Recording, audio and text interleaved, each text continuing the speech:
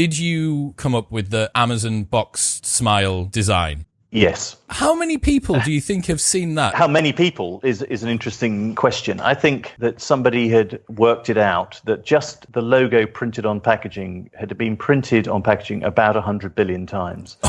And I've just never, that's just extraordinary, isn't it? Jeff Bezos said, anyone who doesn't like this logo doesn't like puppies. That's exactly what he said. I mean, it was a response to somebody...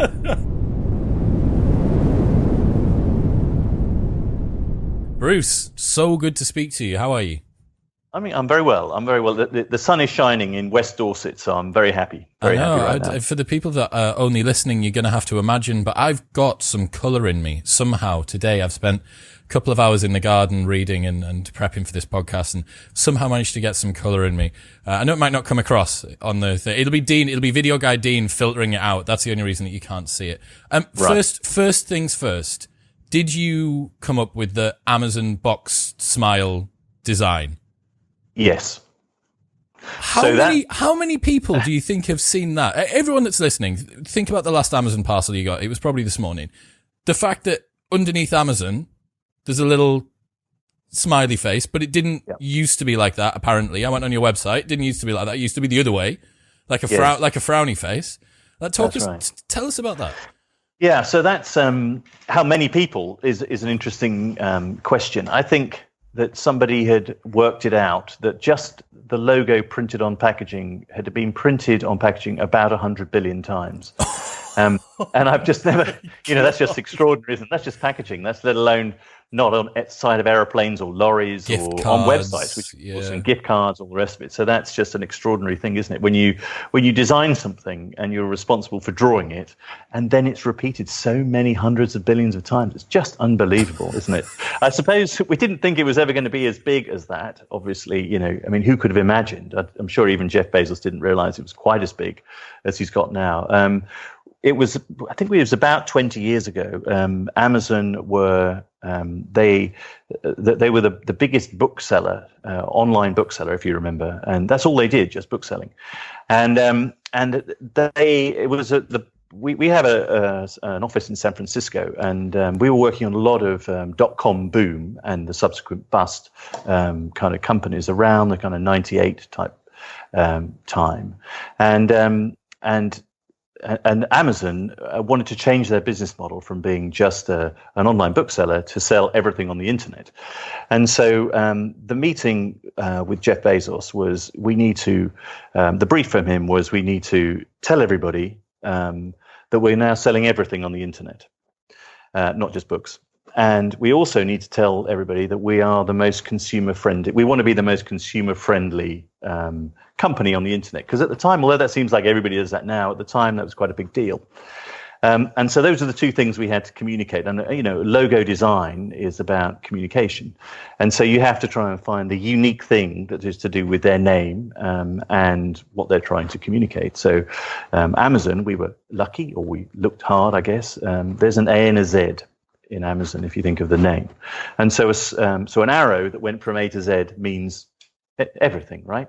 So we thought if we could link the A to the Z with a smile, which was a sort of, looks a bit like an arrow, but is also a smile. It goes from A to Z, and it's sort of consumer friendly, which is a sort of, that's the answer, right, to the brief. As it turned out, the logo before had a sort of an underline, which was a sort of like a sort of frown smile, like an upside down smile. So actually, just by inverting that and adding the arrowhead to the end, we managed to move it, sort of manipulate it from being one look of a logo into the new logo with meaning. And I think that sort of has done us well. I mean, wherever I go in the world, there is a piece of my work on someone's desk. So who did the actual piece? Was it you that drew the thing? You specifically, yes. Well, or was it someone in your team?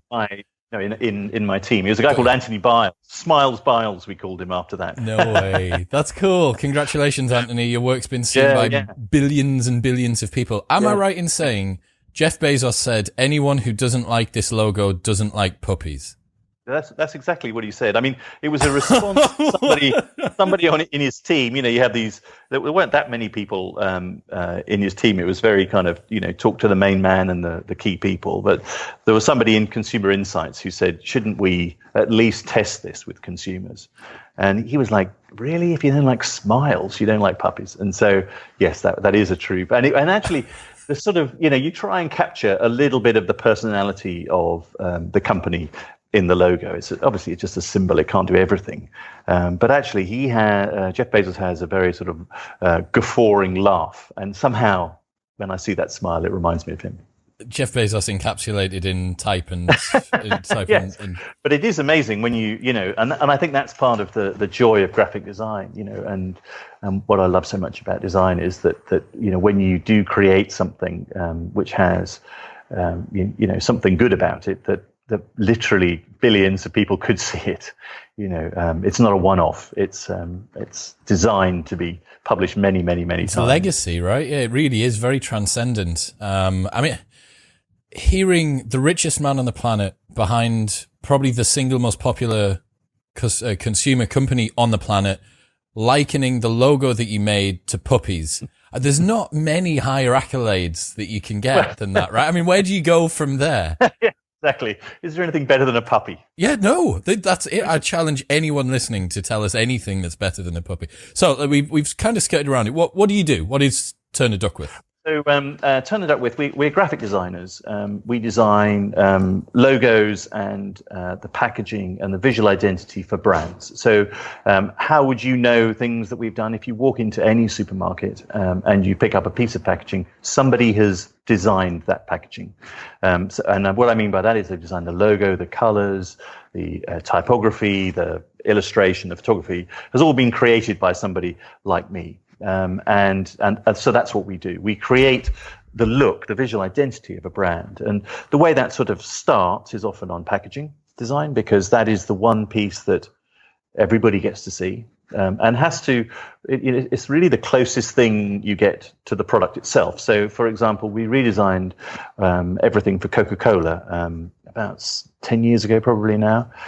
And when you think about a bottle of Coca-Cola, the closest you come to the liquid itself is the packaging. I mean, it has to, and it becomes until something it's inside you, yeah. Until it's exactly, yes, exactly. So the packaging becomes a truly iconic thing. So that's what we've designed for all sorts of different people. And I have a company that has about 120 people, and about 80 of those are other graphic designers, and the rest are support team that make all of that work. Wow, that's so cool. Were you guys anything to do with the names on the Coke cans? Was that part of your? No.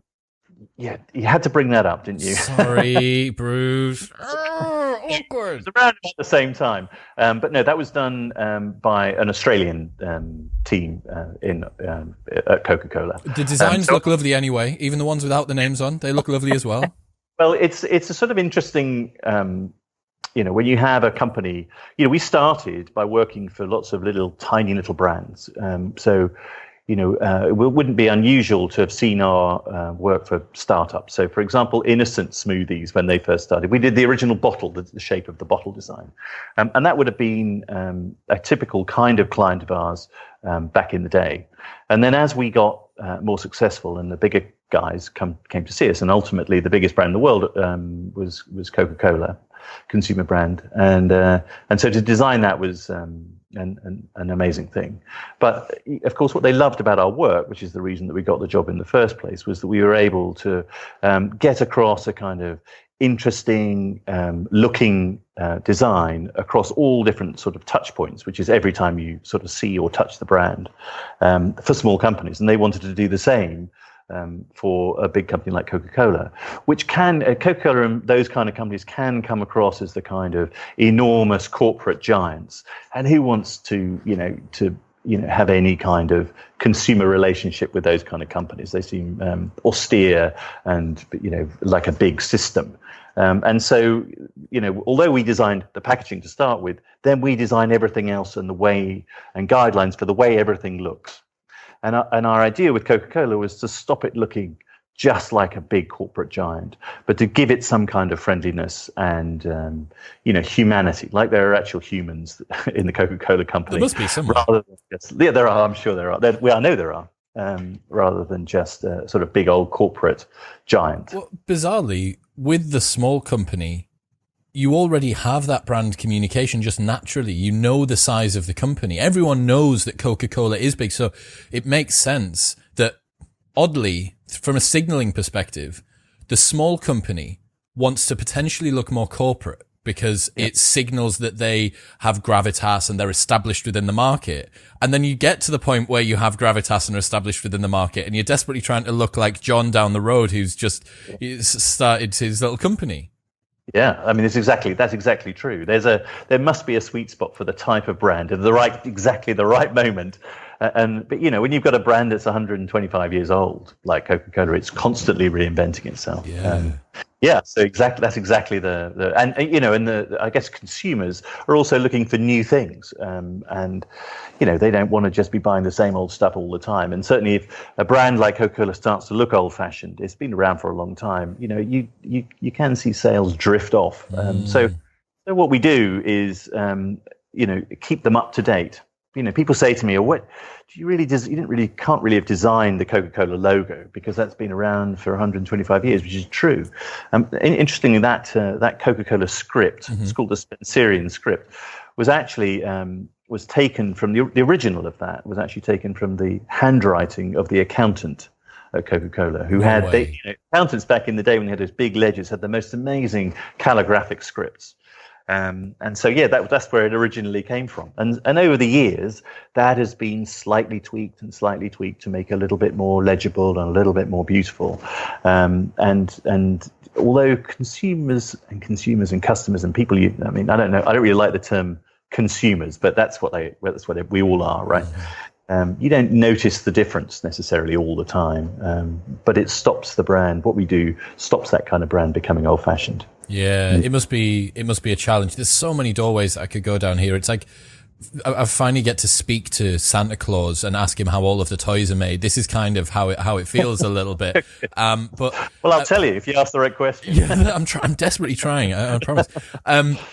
It's certainly one thing that I think there is reinventing brands that don't need to be done. This goes out to my business partner Darren, who insists every year on us updating the artwork for our club nights, whether they're performing well or whether they're performing badly. And I'm like, man, there has to be a point. And the reason that I don't like it, or that I have an aversion to it, is that the market changes by exactly 1/3 or more every year because the students leave. I'm like, look, at least 1/3 of the people see this as brand new artwork. And because we tend toward younger students in any case, I'm like, the ones that were our market last year, they've already pissed off. They don't care. But with the Coca-Cola thing, there could be a potential where you try and reinvent something that actually is fine. And I can imagine there'll be a lot of meetings where people sit around and say, we need a new design. We need to inject some more newness into this thing. And you're like, maybe that's not quite right. I wonder how many brands overshoot on refreshing their look. Well, I think, yes, I think some do. But they're actually more likely to not to go anywhere near overshooting because they're often so cautious. I mean, these are billion-dollar brands. They really are selling an enormous amount of product, and they really don't want to get it wrong, because there are sort of channels of promotion and communication which people hardly ever see, or half your audience never see. But packaging is one of those things that everybody sees. So it's an incredibly intense process of getting exactly right. Exactly the right color red. Exactly the. Only imagine how specific your guys have to be. Yeah. And I think over the years, I'm an art student. That's what I started by drawing at school and things, and you end up doing this. And what I suppose we've done is we've become sort of enormous specialists in. We can. The skill we have of choosing the right typefaces, choosing the right colors, the way the lettering is drawn, illustration, photography, all that kind of thing. I can make things these days. If you say I wanted it to be look a little bit more classy, I know exactly what to do. If I want to make it a little bit less classy, You are a dream, Bruce. Because it's like a, it's like a kind of it's like a mixing desk, right? And you just pull things up and push things down. And because we have all graphic designers have this sort of, we're not in words or numbers like some of your guests have been, but we just work in pictures the whole time. In my mind, I sometimes feel like I can remember so many visual things, and I can't remember the last thing I read, even if I read it 2 minutes ago. But I can remember things I've seen. When you have my definition retention in my eyes. Yeah. When you guys are working at it's Premier League design level, right? Biggest companies in the world, most important projects in the world. You need someone who, in the nicest way possible, has a freakish side to one particular domain of their competence, right? You need someone who literally can only see in pictures, can take the word. And you've touched on that there. I want to get into a couple of things. One of them being entrepreneurs and how me as a good example, can communicate with other versions of you more effectively. And you've touched on it there about that. I want it just a little bit more sort of classy, or can we have it a bit more kind of, like edgy? And what people do, what I'm trying to say is I'm using a word which is the closest proxy for an impression of something I want to see.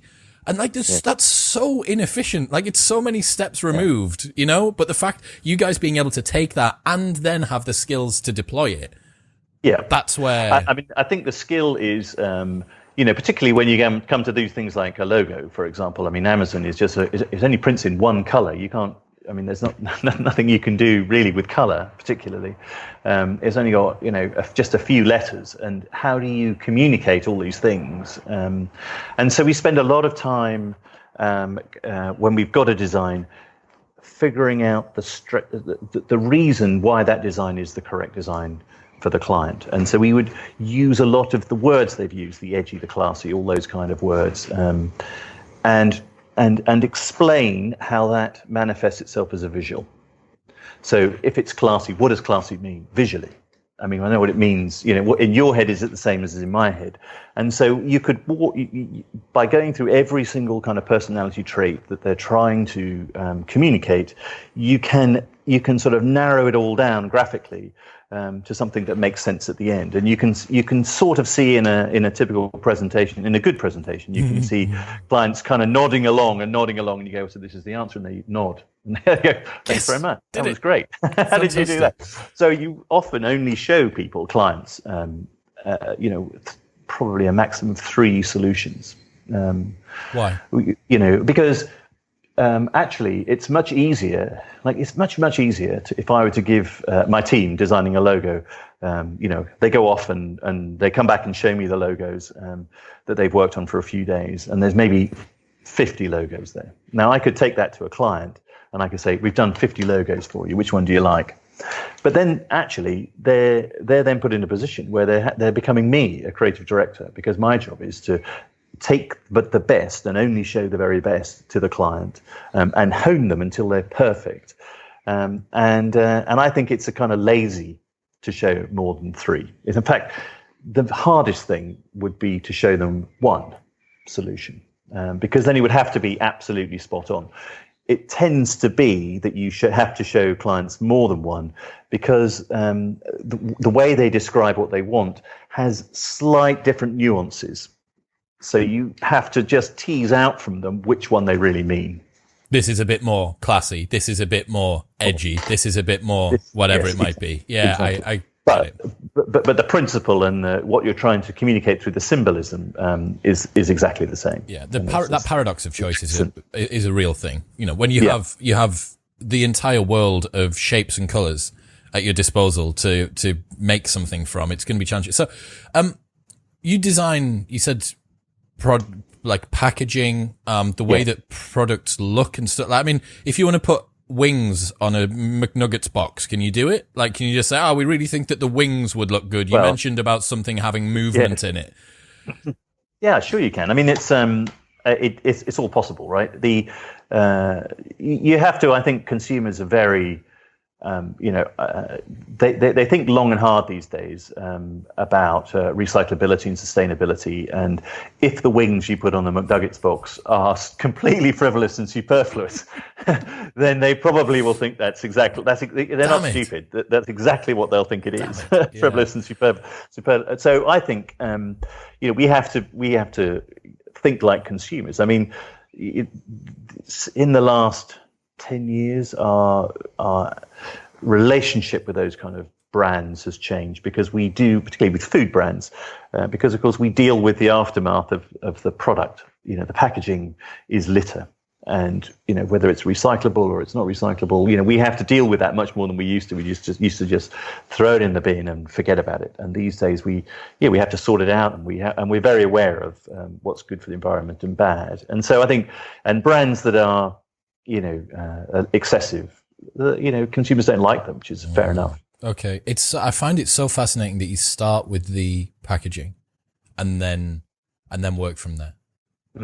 I think it's so. I think it's so because it's so close. It's so close, isn't it? So we designed the visual identity for Levi Strauss, the jeans, and they're on the back of, and they have kind of packaging. They have a logo on which is a little red tab that goes sewn into the back pocket. They have another logo that is across the back pocket, which is two sort of curved. It's like almost like a seagull, a flying seagull, kind of in very simple terms, called the arcuate, which has always been a trademark of theirs. And then they have that leather patch that you stick on the back of the jean. All of those become their packaging. Now the denim trousers without those elements are not Levi's, but with them, and the buttons as well. With them and all the trademarks that go around those, that's a pair of Levi's. So the packaging is sort of absolutely essential to the product in a lot of cases. I think I love the way that you said about the packaging being the closest that you get to the product, especially with stuff that you consume. And where, I mean, if you're, the logos that you're wearing on your T-shirt, that's another form of branding and another form of packaging. Yeah, it is. What does love the unmistakable mean? What you're trying to do is to, all the time with every brand that we work on, is find a thing that is truly unique about them, and then communicate that in their packaging and their logos and everything else that we end up designing. And unique is one thing. And unique is... We call that try and be unmistakable, and what we mean by that is that, when I go on the tube and I go to the office, I don't take any notice of the adverts in the tube, right? I don't. I've got my head down and I'm doing other things, but as I go up the escalators, these adverts flick past the corners of my eye. And I am registering some kind of communication from them, although I'm not looking directly at them. And I think that if a visual identity, the things that we do, if it's truly effective, even that little peripheral vision actually registers that that's the brand, and because it is completely unmistakable. So there's a good reason that Coca-Cola is red and Pepsi-Cola is blue. I mean, they're very different, right? And they're completely unmistakable. So that's what we're always striving for, is to be so unique that you're unmistakable. You're right as well. It does more of the work for you. Having a brand image which is unique and is unmistakable, it scales itself beyond the communication, right? You're right. You can just catch it out the corner of your eye. I know a McDonald's when I see a McDonald's, even if I'm looking in 5% of my vision is able to see it. I'm like, it's a McDonald's over there. Yeah. Yes, exactly. And that's that combination. Same with whatever. It's exactly the combination of yellow and red that do that. Those are design elements. Now, it's become very interesting in the last sort of 10, exactly. In fact, it's almost exactly 10. It may even be nearly 11 years, because our design world was transformed when Apple produced the iPhone. Because Apple, which I've always sort of thought is a company where they've taken design principles to their absolute perfection. I think the products are beautifully designed, the user interface is beautifully designed, the how they use their iconography, if they're Apple. If you were an alien and you landed on this planet and you saw an Apple store, you'd think we worshipped apples. I mean, it's that strong. The Church of Apple. You are right. Yes, yeah. And what the iPhone did was it made everybody realize what good design was, and it put the standard way higher than it was before, and particularly for these very large brands and the Coca-Colas, the McDonald's, who I think had fallen out of step with good design, and had spent all their money in other areas of communication. They realized that then, and certainly when we did our work on Coca-Cola, that we want to be as good as Apple are. We need to be as good as Apple because our consumers are seeing Apple every single day. It's in their hand, it's in their pocket. They're seeing it every single day. Remember that beautiful box that your Apple iPhone comes in? Those kind of experiences are pure design experiences, and they communicate to the consumer about quality, that everything's been thought of. And so by considering the design, if they feel like consumers think then that everything that Apple produces has been carefully considered, which it has. A friend of mine works for Apple and said to me, we don't send an email to anybody unless it's been through the design department, because if we send one email to our Apple iPhone customers, that's how many hundreds of thousands of millions of whatever it is of people is that. You get the design wrong there, and it kind of the whole is everything. Cohesive, yeah. Yeah, everything's so cohesive, and so I'd like to personally thank Steve Jobs for for promoting design in a way that other brands at that scale hadn't done. It used to be a much more elitist thing, where good design was seen in opera, for posters for operas, and beautiful, expensive luxury products and spirits and wines and that kind of thing. And now I think that good design is actually much more for everybody, which is a much better thing. An inflection point of that was Apple releasing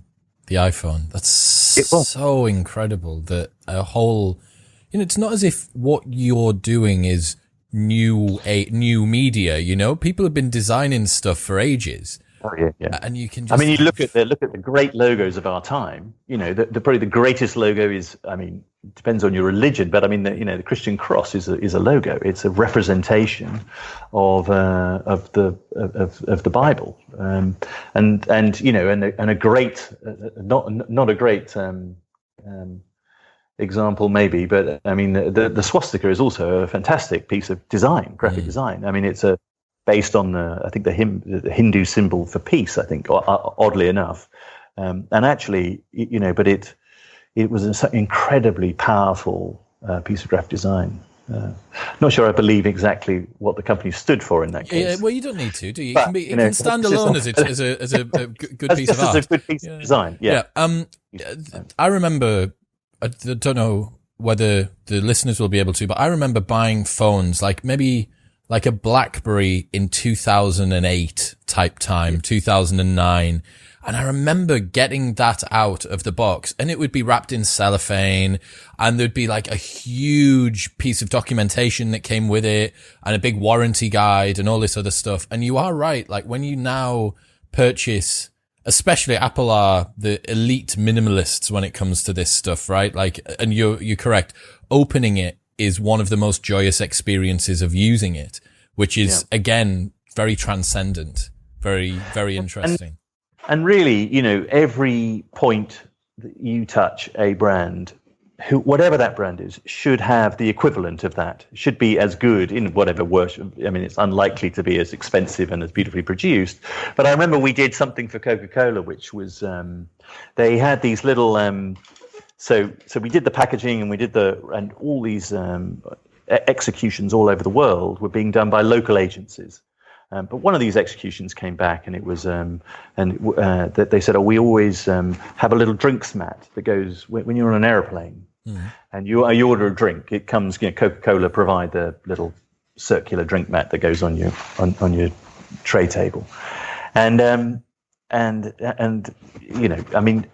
it's a tiny little thing, right? But they said, oh, we said, oh, how many do you produce of these? And they said, oh, we do roughly about 500 million of those, because of course the scale, the amount of drinks you have. So it's like, if you don't design that properly, then you're missing out on the opportunity of 500 million pieces of good communication.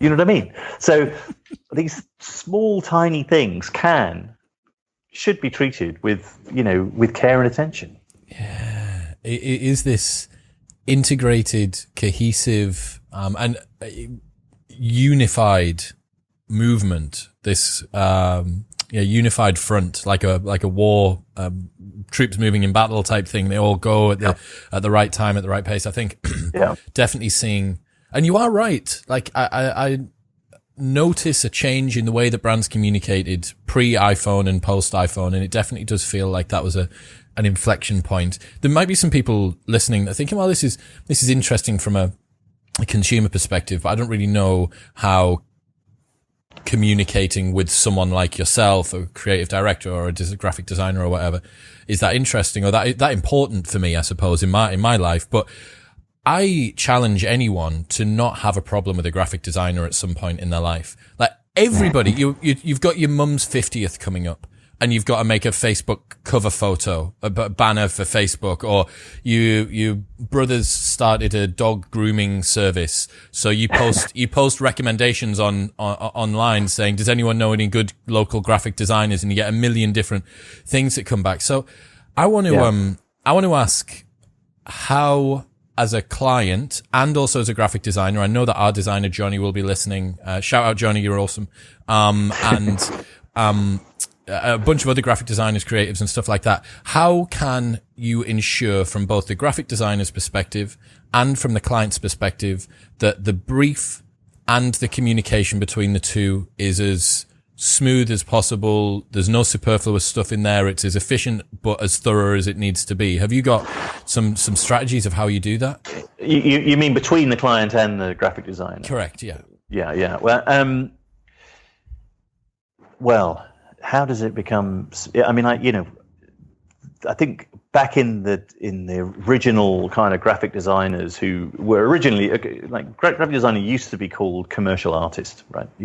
That's what it was called before we were all called graphic designers, and that kind of tells you a little bit about, actually it's more descriptive of what we do. It is a sort of art, but it's for other people, right? It's the commercial part. We do it for money and we do it for other people, and there were always stories of how these kind of iconic,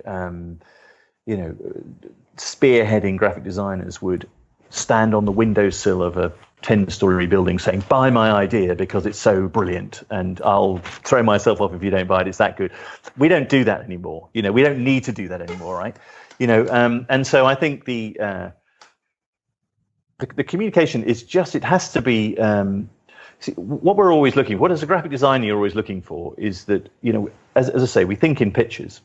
So whatever you say to me that I need to translate into something that becomes a piece of graphic design, I have to be able to put that into pictures, right? So you could give me some words and say, Bruce, I need it to be exactly like this, and you give me all these sort of quality, high end, whatever it is. But if I can't actually make it into a picture, if I can't draw it, if it just, some things you just can't draw because it's a feeling and it's an emotion, you just can't do it.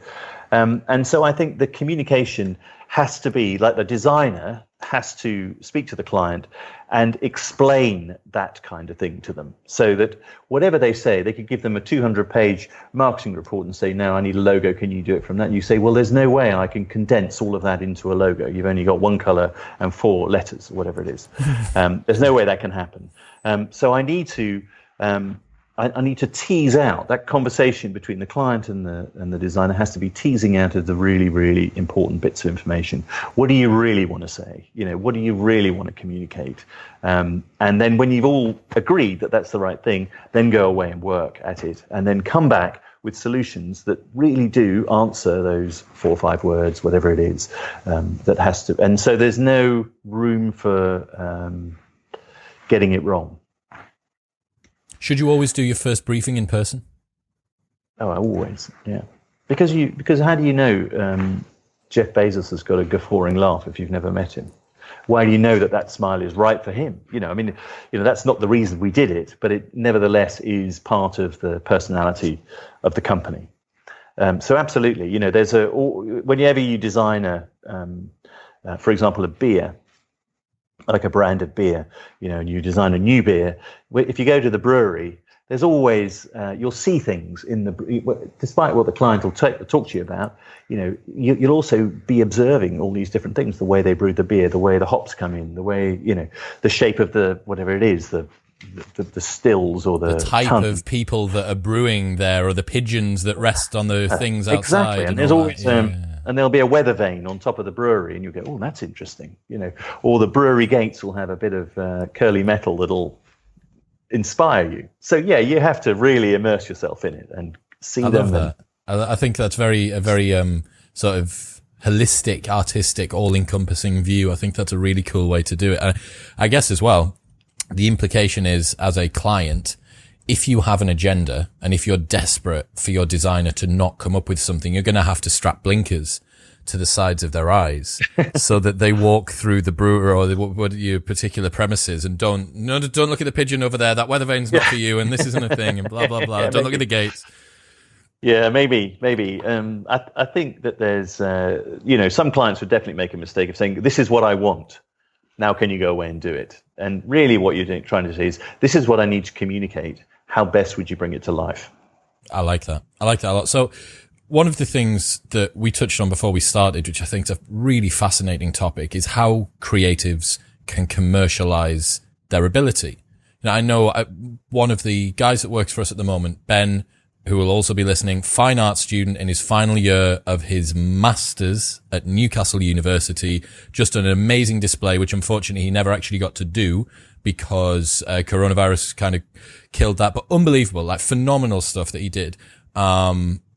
How can he, as a fine art student, someone who's good at drawing, someone who's got an interest in graphic design, or anyone else that's listening who has a passion like you had, how do they go from just being considered to be the guy that gets watercolor, or the girl that gets watercolors out in a conservatory 3 times a year when she's bored, to someone that can actually, make a living out of it? How do you make that jump?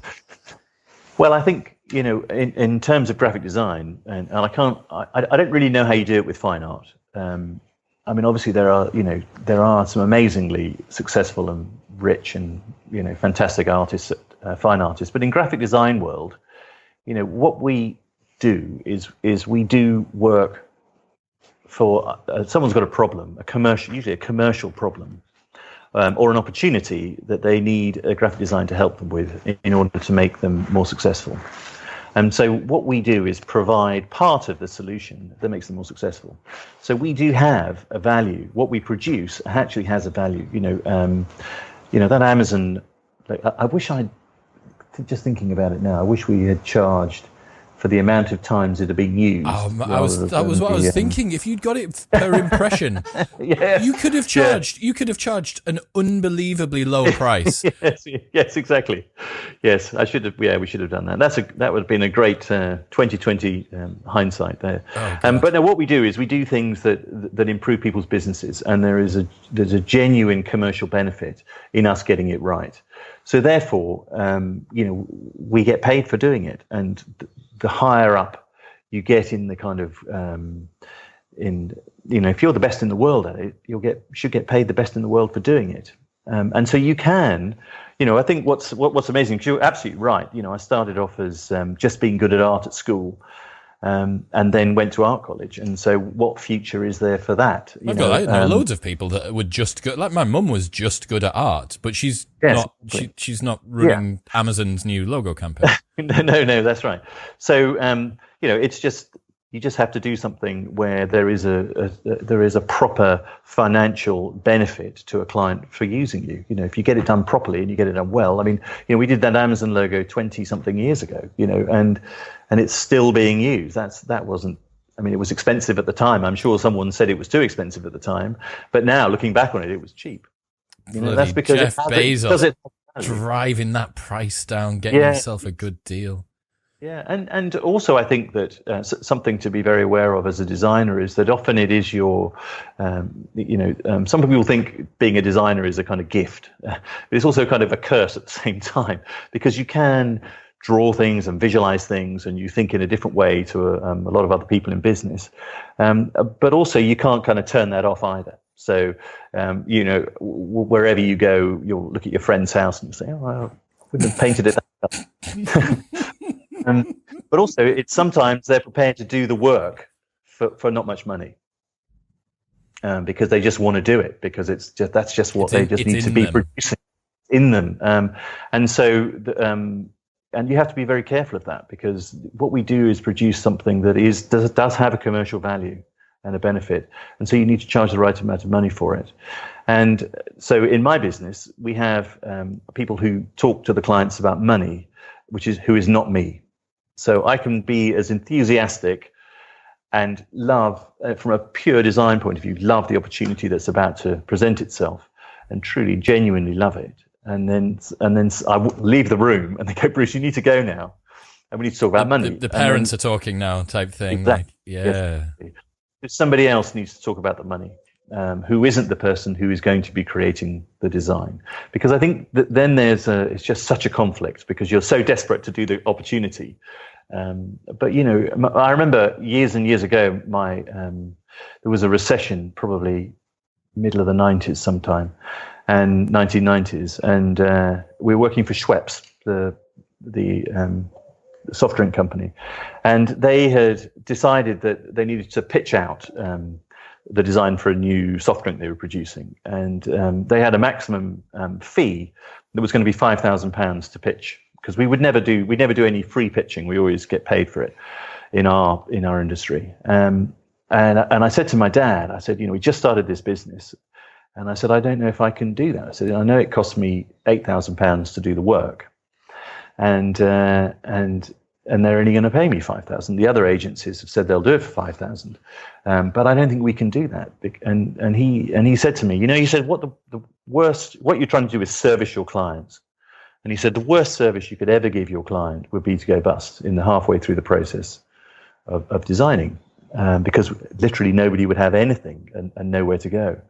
And he said, and if truthfully you believe that it costs you £8,000 to do this work, then you must go back to your client and say, actually, it's going to cost, I'm sorry, but it's going to have to cost £8,000. Otherwise, the danger is we'll go bust and we'll leave you in the lurch, if we were to win the job. So I did go back and I said that, and we won the pitch, and they paid us £8,000. Because it was truthful. It wasn't a con. I wasn't trying to con them out of any money. I actually really want I would just need to upgrade my vehicle, and petrol's currently like $1.20 a gallon, and blah blah blah. So yeah, I really like the idea of breaking the fourth wall in business communications, especially in meetings.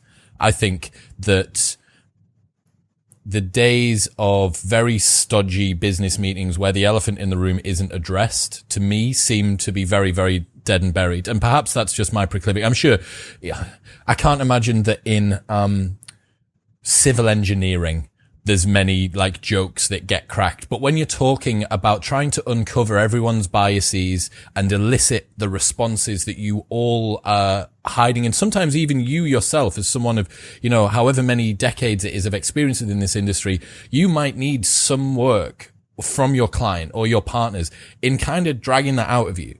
So Bruce, no, let's just, before we move on, what exactly are you trying to say with, that collaborative, what is it? Zero sum game, but not, it's like 1 + 1 = 5. Like that's what you're trying to get to, right? Yeah, absolutely. That's what you really, because a lot of people particularly in those kind of meetings, hide behind sort of standard words. The difference between, some brands, honestly, I mean, they all have the same values. They all have exactly the same values. And what you're desperately trying to do to make things look unmistakably visually, you need them to have an unmistakable difference in the first place to be able to communicate that.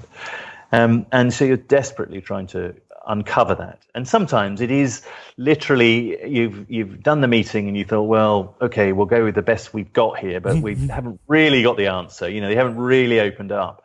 And it's kind of almost in the elevator down to reception that they say what we're really after. Go back up, is this. And you go, well, why didn't you say that in the first place? But you do need to get them in that level. You need to get really deep. I understand. Really deep to understand. I played a game with Richard Shotton, behavioral economist, consumer behavior expert, and it was called What Words I Hate Most in Marketing. And I wondered if you've got what words you hate most in design. So you're sitting down with the client. So for instance, I could give you one from events, which is energy. It just needs to look like it's got energy. It's like, it's a club night. Like, of course it's got energy in it. It needs to, here's another one. Here's another one for you. Studenty. Looks good, but could be a bit more studenty. What do you mean? Like, I see myself writing these briefs and going, I hate me. Like, I would, if I was Johnny, my designer, I would hate me. But somehow he's just got the patience of an absolute saint, which I'm presuming a lot of graphic designers must have to develop. Yeah, I think so. So. I sort of, and also an unwavering optimism that there could be something great here. Yeah. So this is the 20th email where the client sent me just pure shit. But this time it might be good. So are there any terms that you would, if you were president of global graphic design, are there any words that would be outlawed or would be banned? Brainstorm. Let's do a brainstorm. And the reason, it's like, you do a workshop to think of ideas, and nothing ever good comes out of them. Nothing ever. Like, as soon as I hear that word, you're going to run a brainstorm. We're going to have a brainstorm with the client. Everyone's going to get involved. Nothing good comes out of them. It really doesn't. And so that is a word that I would I just like to, from creative point of view, thinking of ideas, you need to have thought of an idea and then go for a walk around the park or travel on the bus. And then when you finish that, come back and wake up in the morning and go, is it still a good idea now?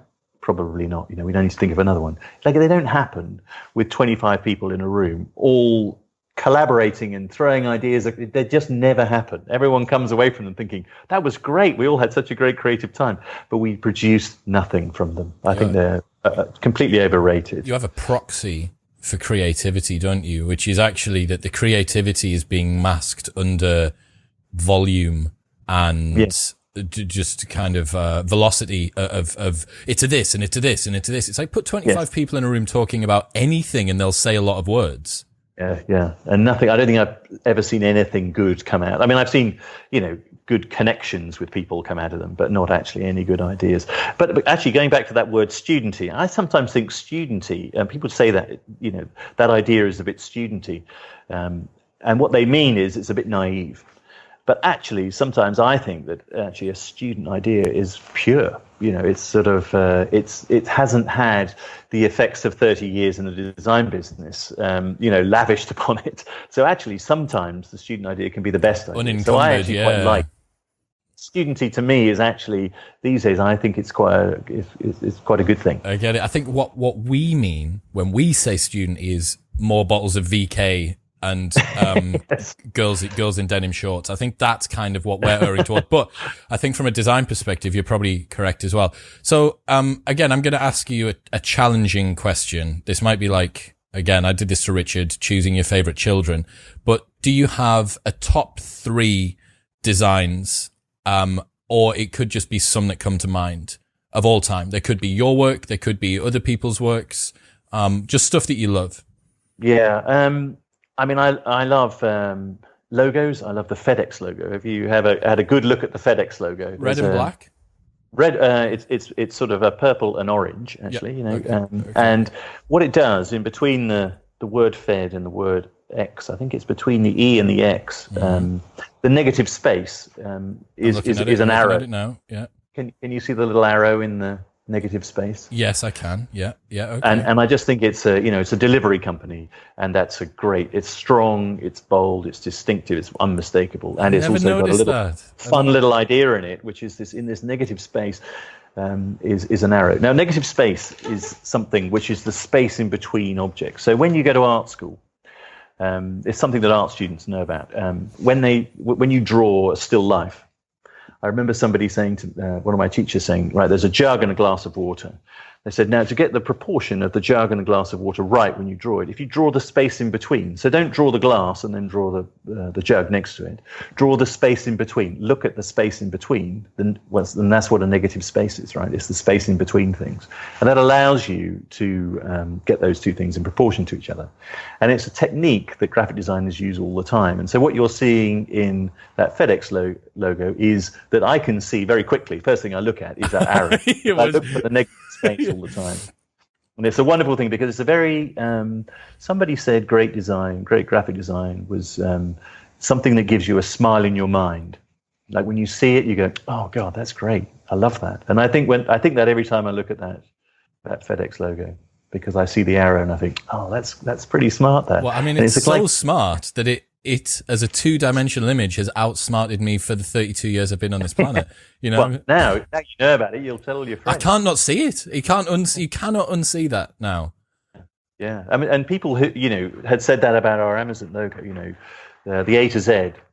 Did you know there was it says A to Z? They went, no, I had no idea. I didn't notice an arrow. Seen it. I didn't notice the arrow thing. I got the smile. I was like, oh, I got it. I got it as a smile there. And it's like, it's so much more than you knew. Yeah.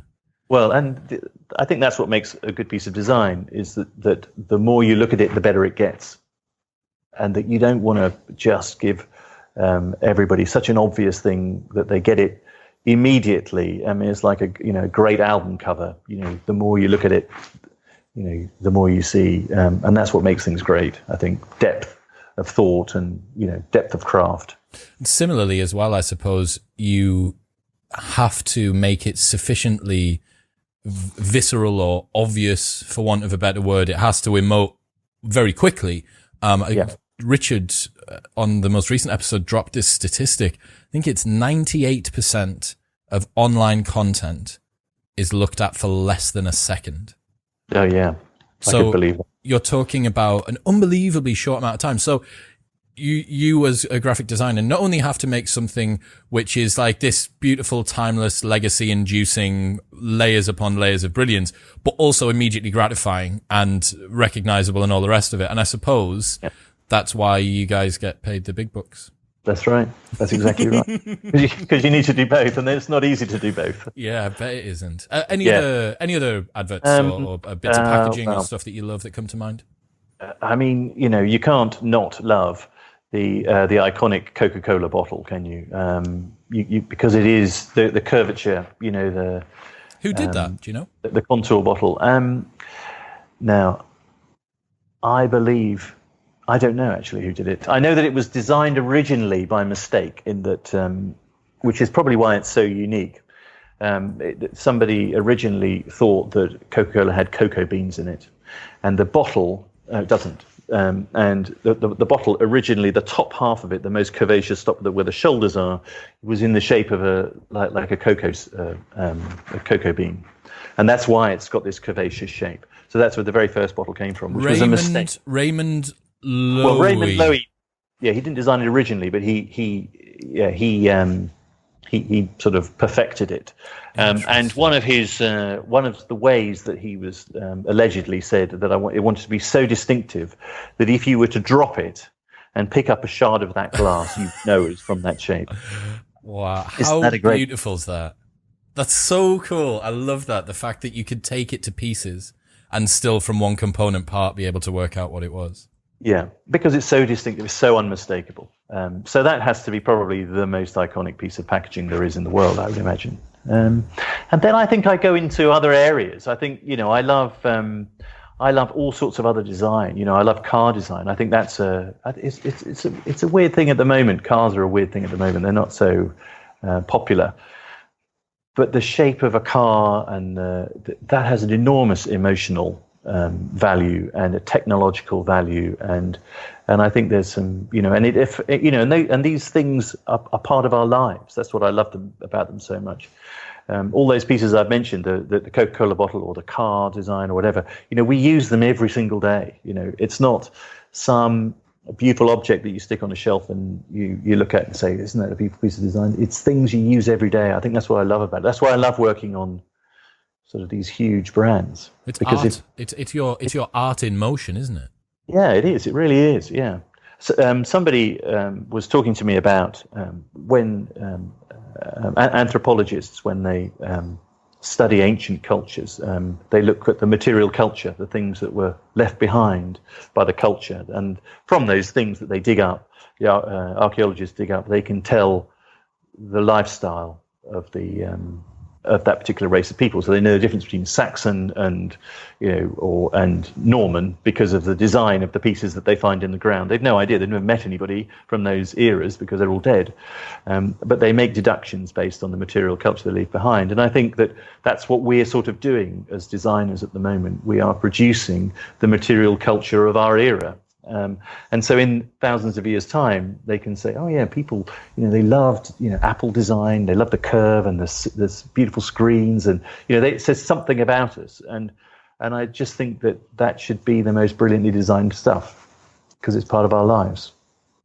Bruce, I love it, man. The implications of having a serious approach to it, and on the surface of it, it's not just about consumer behavior, because it could quite easily be seen, as you say. Not once today have you talked about conversions or customer retention or margins and things like that, although that's obviously going to be a consideration, but that's not your consideration.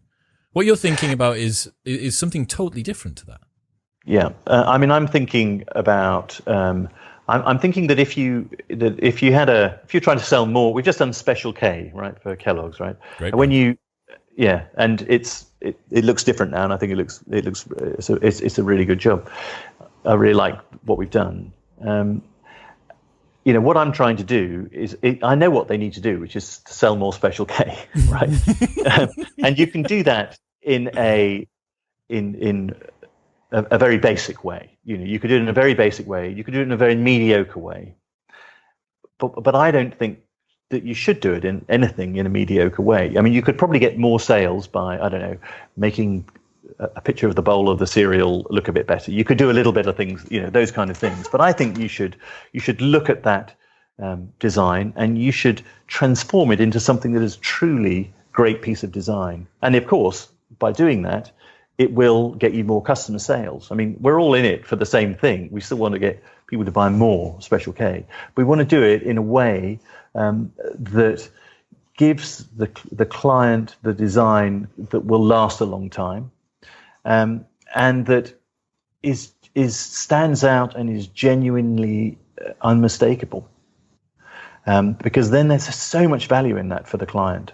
So much value, because then when he comes to redesign it again in 5 years' time, they can build on that and make it even more unmistakable. And I think the big sort of the enemy, everyone has to have an enemy, right? You're fighting against, and that is mediocrity. Average mediocrity has just got to be, as soon as anybody does anything that you go, oh God, that wasn't all that good. It's such a wasted opportunity, and we don't want to do that. There's I'm going to rehash an idea that I've heard a number of times before, and you may have done as well. It's Rory Sutherlandism about how people, especially in the advertising world, would much sooner fail at putting out a safe project than succeed at putting out something which is risky. Because if the risky choice ended up somehow not working, that is, the onus of that is completely on Bruce's head. He went out of his way to come up with this real left field, very unique offering. Whereas if you just follow the formula and you're like, well, we followed the sheet, like it's just the same as the last 10 adverts. Why didn't it work? Oh, it's okay, Bruce, don't worry, mate. Sometimes these things just don't come off. We know that the formula works. We'll get them next time. And I think it leads to a real homogenizing of the brands. And you've mentioned this with cars. Like, I didn't think about it until now, but you're right. Like, I haven't been excited by a new car design in ages. Absolutely, except for Tesla, maybe, which I look at now and I still think, like, you see an X, especially the X, it's so big and so imposing. And you're like, oh my God, like, that's such a weird, cool, different sort of car. But it's very rare. So, yeah, I think people playing it safe, especially when you've got varying degrees of stakeholders involved, and your firm doesn't want to be the firm that fucked up Coca-Cola, and it's difficult balancing. Yeah, it would be irresponsible to fuck up Coca-Cola, really. I don't think we'd get many more projects if that happened. I don't think that you have either. But you can't necessarily. There are clients who would love to go further than you think that they should go as well. The opposite happens. You think that creative people always want to push clients, but actually clients sometimes always want to push designers as well. And I had a spectacular failure, which I'm happy to tell you about. Yes, I want to know. Yeah, so there's a lot to learn from it actually. So we redesigned Mr. Kipling cakes. Maybe this is quite a few years ago now. And it was at the time when Nigella Lawson was making cupcakes and everybody was into home baking. And Mr. Kipling were going to relaunch as that kind of a brand. So they were going to not be because they're sort of charming for what they are, which is a sort of, everyday, in plastic baked good. And everybody knows what they're like. They're the sweet Aunt Bessies, aren't they? Yes, they sort of are. Yes, you're right. But there was a lot of emphasis on making it much more of a home-baked type product. And so we did this packaging that looked absolutely spectacular and looked just like a home-baked Mr. Kipling would. It was beautiful photography. It looked fantastic. And Nigella Lawson would have been proud of it. And then about 6 weeks before everything was due to launch, the factory found it very difficult to replicate the actual products, the change of product, to look as good as the actual homemade product that we had photographed. And so they said, actually, what we're going to do is we're going to launch with the old cakes and the new packaging, because the packaging loved it. So everybody who saw it in consumer research absolutely loved it and said we would just buy so much more if it looked like that. And that was a classic. So many lessons you can learn from that. So they launched it with the new packaging and the old product. And of course, everyone bought it. Spike in sales went through the roof. And then everyone opened it up and it was exactly the same as it was. It didn't look anything like what was on the outside. So you have to be truthful in everything that you do. And although they wanted to move into a new area and be really exciting, which would have been great had they been able to produce the product, there's a real lesson that you can't pretend to be something that you're not. You do have to just be truthful. And what they should have done was just stalled the relaunch and got the product right and then launched the two together. That's what should have happened, but it didn't. And that's a lesson.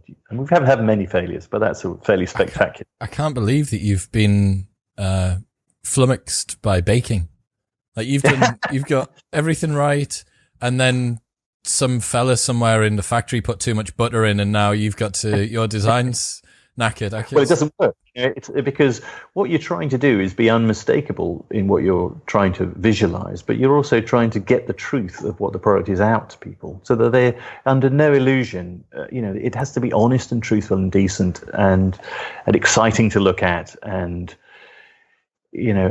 lying doesn't work. With that integration now, I think, and integrity and having virtue as a brand from top to bottom, from packaging to product to pricing to a company ethos to all of that stuff, especially now with always on 24/7 communication, which is seamless and happens across the globe, there's no room to pull the wool over customers' eyes anymore. You can't be the psychopath, the traveling psychopath that used to take advantage of every town.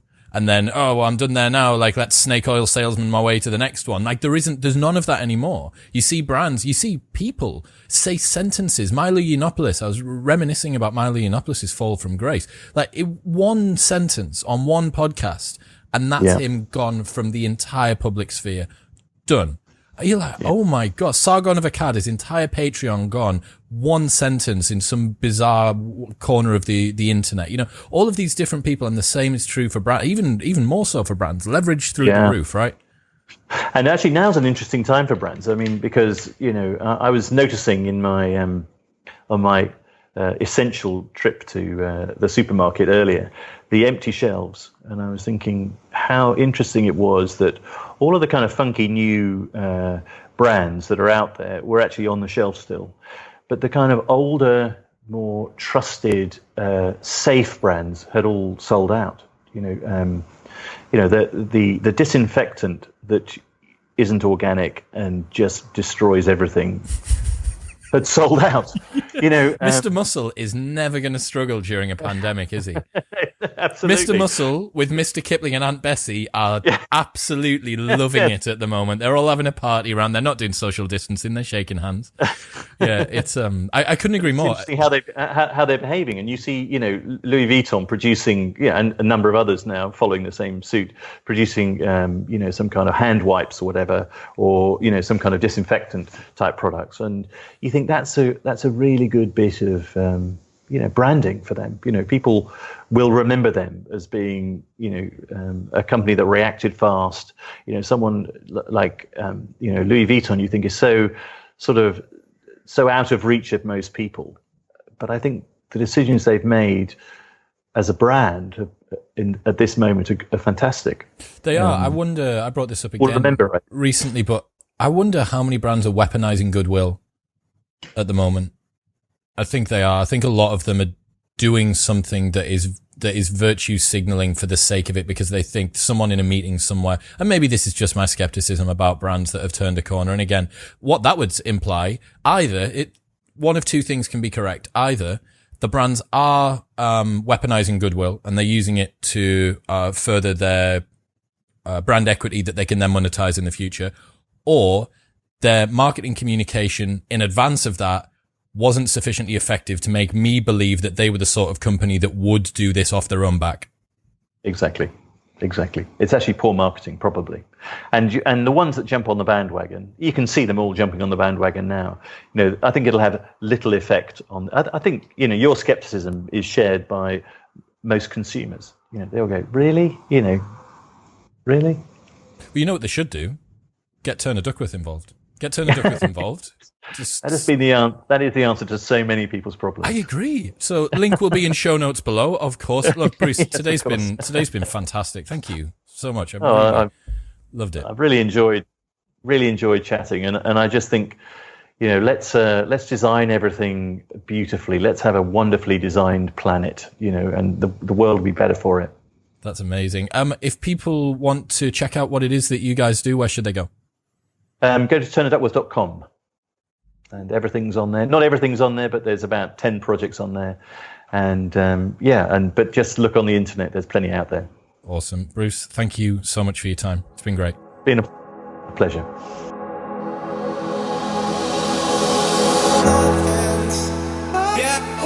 Yeah.